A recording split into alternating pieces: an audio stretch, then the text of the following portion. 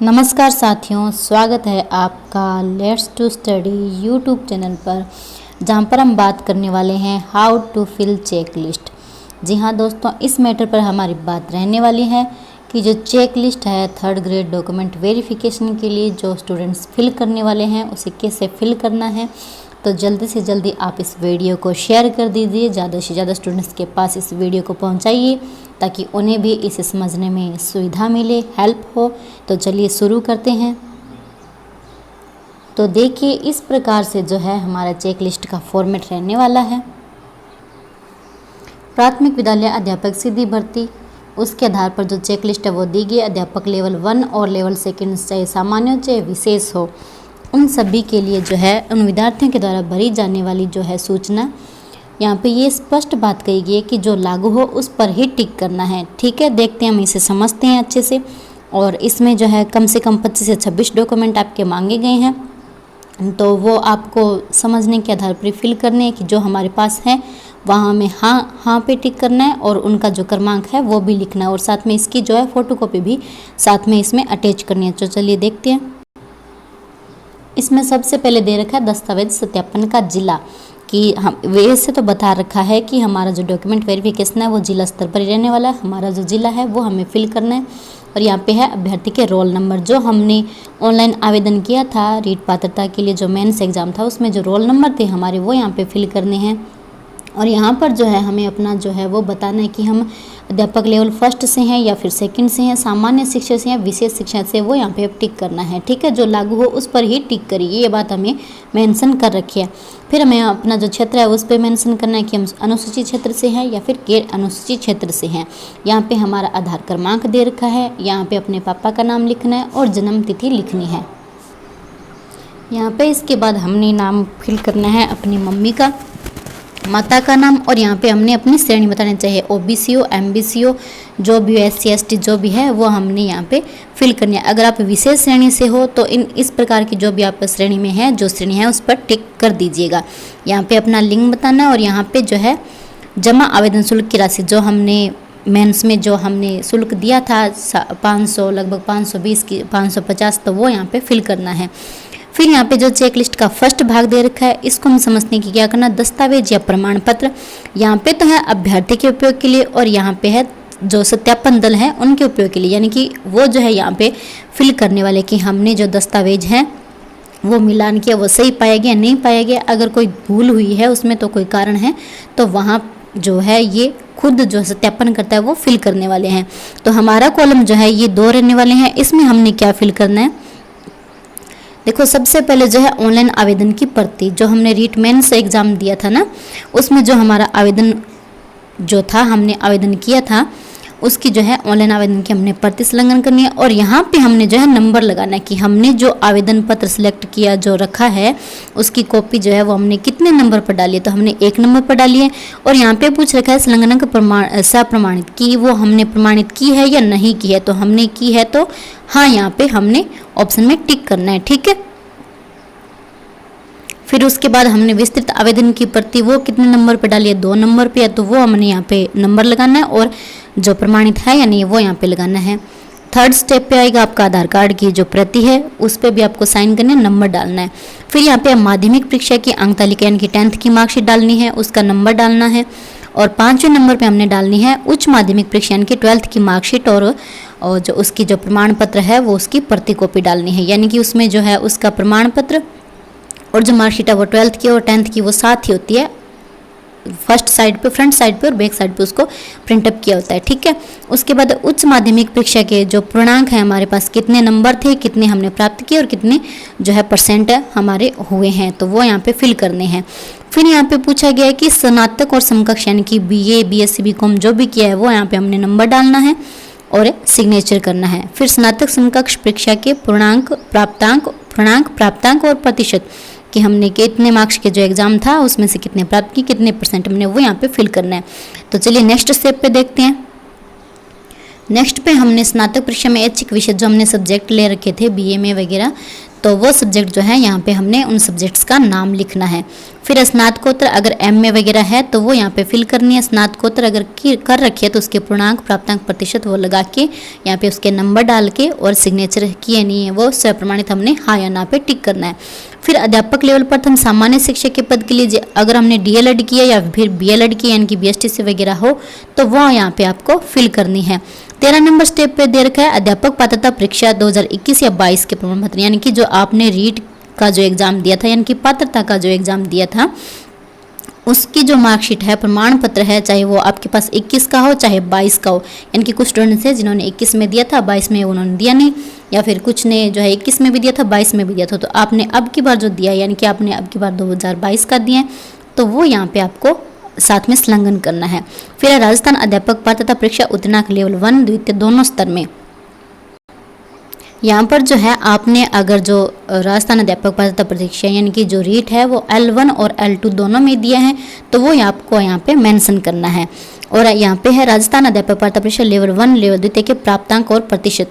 अगर आपने L1 का दिया है, जो L1 वाले हैं वो अपना यहाँ पे जो है क्रमांक और प्रतिशत जो डाल देंगे, L2 वाले हैं वो भी अपना यहाँ पे डाल देंगे। अगर आप L1 से तो L1 पे टिक कर देना, L2 से तो L2 पे टिक कर देना। फिर यहाँ पे राजस्थान अध्यापक पात्रता परीक्षा लेवल 2 में कौन कौन से विषय थे, अगर आप L2 से हैं तो L2 में आपने फर्स्ट भाषा कौन सी चूज कर रखी थी और सेकंड भाषा आपके पास लैंग्वेज कौन सी थी, और SST और मैथ साइंस में से आपके पास कौन सा सब्जेक्ट था उसको टिक कर देना है आपको यहाँ पे। और उसके बाद देखो सबसे बड़ी जो मोस्ट इंपॉर्टेंट चीज़ जो रहती है L1 वालों के लिए यहाँ पे दे रखी है 17 नंबर पॉइंट पे कि अध्यापक लेवल प्रथम सामान्य शिक्षा के लिए जो DLED वगैरह है उसमें जो है आपकी प्रवेश तिथि बतानी है कि आपने किस तारीख को यहाँ पे प्रवेश लिया था, जो कॉलेज से हमें मिल जाती है और साथ में उसको हमारे जो है कैरेक्टर सर्टिफिकेट दिया जाता है वो यहाँ पे आपको संलग्न करना है। फिर नेक्स्ट 18 नंबर पॉइंट पे हम देखते हैं कि अध्यापक लेवल प्रथम विशेष शिक्षा पद के लिए अगर आप सामान्य शिक्षा है तो यहाँ पे ये हमने फिल करना है, अगर विशेष शिक्षा वाले तो यहाँ पे हमने ये फिल करना है। अगर सामान्य शिक्षा यहाँ पे फिल कर देना और विशेष में नहीं हो तो यहाँ पे इसको खाली छोड़ देना है। अध्यापक लेवल 19 नंबर का जो पॉइंट है अध्यापक लेवल प्रथम विशेष शिक्षा पद के लिए अगर आप विशेष शिक्षा में हैं यानी कि स्पेशल BSTC जिन्होंने कर रखी है वो जो है इसमें अपने कॉलेज को जो है प्रवेश पत्र जो प्रवेश तिथि है वो वगैरह यहाँ पे लगानी है।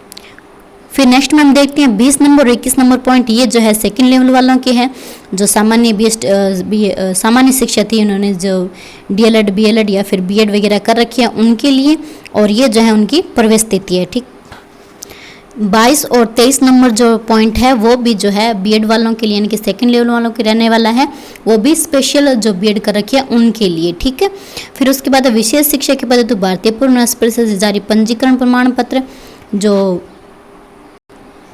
25 नंबर जो टॉपिक है वो हमारा है मूल निवास की जो है प्रमाणित प्रति यानी कि जो हमारा डोमिशियल सर्टिफिकेट है उसके बारे में यहाँ पे हमसे मांगा जाएगा।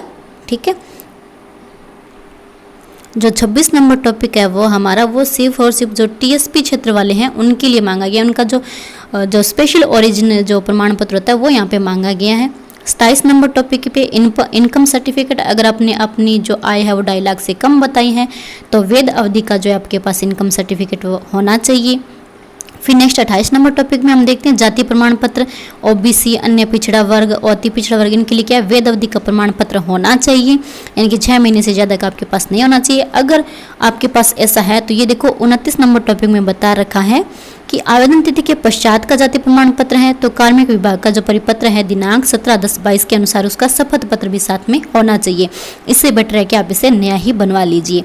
फिर यहाँ पे दे रखे कि आरक्षित वर्ग के सभी जो अभ्यर्थी चाहे महिला हो चाहे पुरुष हो उन्होंने आवश्यक घोषणा पत्र लगाए कि वे राजस्थान के जो है उनके पूर्वज जो है वो राजस्थान के मूल निवासी है या नहीं, वो यहाँ पे आपको फिल करना है।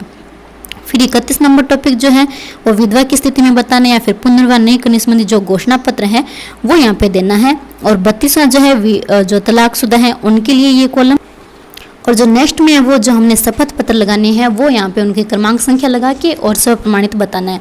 संतान संबंधी हो गया, विवाह में दहेज नहीं लेने संबंधी हो गया, अगर आप भूतपूर्व सैनिक है उनके बारे में है, राजकीय सेवा में कोई नियोजन नहीं है उसके संबंध में भी ये बताए गए हैं। उत्कृष्ट खिलाड़ी है तो भी बताए गए हैं। और दिव्यांग श्रेणी है, अगर आपके पास ये सब चीज़ें हैं तो आप इसमें संलग्न करके उसका क्रम संख्या और जो है स्व प्रमाणित हाँ या नहीं कर सकते हैं। और कोई आपराधिक प्रकरण है उसके बारे में भी हमें यहाँ पे बताना है। और अगर राजकीय सेवा में है तो वहाँ पर भी अधिकारियों के साथ कोई अनापत्ति है तो उसके बारे में भी हमने बताना है। और हमारी अगर आय 2.5 लाख रुपए से कम बताई गई है तो सक्षम अधिकारी के द्वारा जो हमारा आय प्रमाण पत्र जारी किया जाता है वो यहाँ पे बताना है।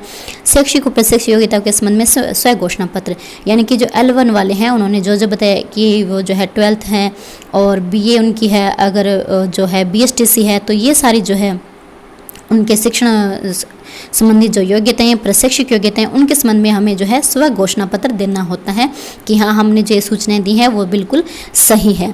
और लास्ट में आपका रहने वाला है कि अंतिम शिक्षण संस्थान द्वारा प्रदत्त चरित्र जारी प्रमाण पत्र जो है, चाहे आपका जो अंतिम कॉलेज चाहे BSTC वाला रहा हो, चाहे BA वाला रहा हो, चाहे MA वाला जो भी है, तो उस कॉलेज का आपके पास चरित्र प्रमाण पत्र होना चाहिए।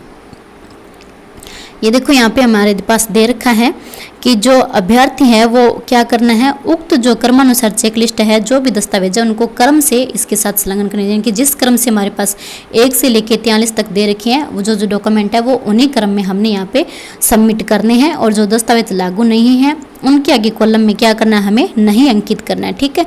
फिर उसके बाद अभ्यर्थी का जो हस्ताक्षर आ जाएंगे, उसके नाम, पता, स्थान, दिनांक, मोबाइल नंबर, जिस दिन आपका DV होना है उस दिन की जो है डेट आप डाल देना। और यहाँ पे जो है हम अभ्यर्थियों के लिए स्व सत्यापन दे रखा है जो हमने फिल करना है, यहाँ पे हस्ताक्षर करना है। उसके बाद लास्ट में आते हैं स्व घोषणा पत्र कि इसमें बताएगी कि राजस्थान के निवासी हैं, विवाह विच्छिन्न या प्रकृत वो जो है वो सब यहाँ पे बताना है। और अगर विवाहित हैं तो उनके लिए ये कॉलम है। दहेज के संबंधी है, भूतपूर्व सैनिक संबंधी है। अगर ऑनलाइन आवेदन किया तो उसमें कोई गड़बड़ी नहीं है, जो भी हमने जो खुद दिए हैं वो उसके लिए स्वयं जिम्मेदार, ये भी बात हमने यहाँ पे लिखनी है। स्व घोषणा पत्र है ये हमारा। और मेरे खिलाफ कोई आपराधिक प्रकरण नहीं है, इसके बारे में भी है।